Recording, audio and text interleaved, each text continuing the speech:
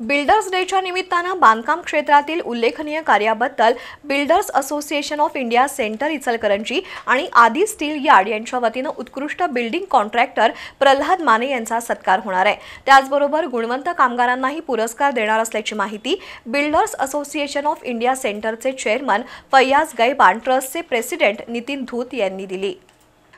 Builders डेच्या निमित्तानं बांधकाम क्षेत्रातील कामगारांना गुणवंत कामगार पुरस्कार देऊन सन्मानित केलं जातं।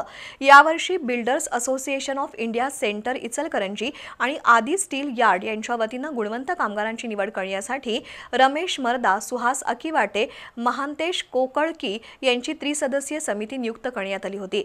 या समितीनं पुरस्कारांसाठी नावं निश्चित केली आहेत।